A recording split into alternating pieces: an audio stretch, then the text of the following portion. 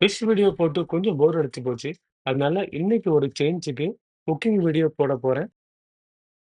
ஸ்டவ்வ இப்போ ஆன் பண்ணி, இதுல சிக்கனோட லிவர் இருக்கு. இத ஒரு 1/2 மணி நேரம் நல்லா வேக வைக்கப் போறோம். இது ஒரு 1/2 மணி நேரம் நல்லா கொதிச்ச பிறகு, பாலக் இருக்கு. அந்த பாலக்லயும் கொஞ்சம் தண்ணிய ஊத்தி, அதுல கொஞ்சம் வெள்ளப்பூட போட்டு, இதையும் ஒரு 1/2 மணி நேரம் நல்லா கொதிக்க வைக்கலாம்.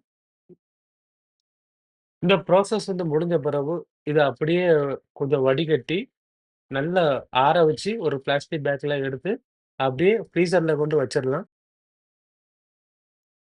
பொதுவா எல்லா மீன் கடையிலயுமே வித்தியாசமான பிராண்டோட ஃபிஷ் ஃபுட் வந்து அவைலபிளா இருக்கும். ஸோ, அதுல எனக்கு பெர்சனலா அந்த ஃபுட்டெல்லாம் குடுத்து எனக்கு பழக்கம் கிடையாது. ஸோ, நான் இந்த மெத்தட் தான் நான் ஃபாலோ பண்ணுவேன்.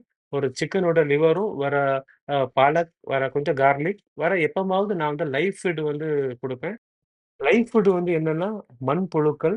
மண்புழுக்கள் நெறையவே நம்ம வீட்ல அக்கம் பக்கம் இடத்துல இருக்கும். அத நான் புடிச்சுட்டு, அத நான் ஒரு நாள் வந்து டிவார்மிங் பண்ணி, அத நான் வீக்லி ஒன்ஸ் நான் வந்து குடுக்குறது என்னோட வழக்கம்.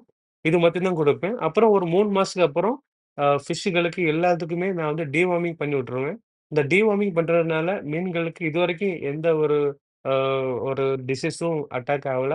ஸோ இனிமேலும் ஆவாதுங்கிறத நான் நம்புறேன். ஸோ அதுதான் உங்கட்ட இன்னைக்கு ஷேர் பண்ணியிருக்கிறேன். ஒரு சின்ன ஒரு தகவல் தான் இது. இதுதான் 100% நான் வந்து ரைட்டுன்ட்டு சொல்ல வரல. ஸோ நான் இதுதான் ஃபாலோ பண்றேன். உங்களுக்கு பிடிச்சிருந்தா நீங்களும் ஃபாலோ பண்ணுங்க. Thank you so much for வாட்சிங்.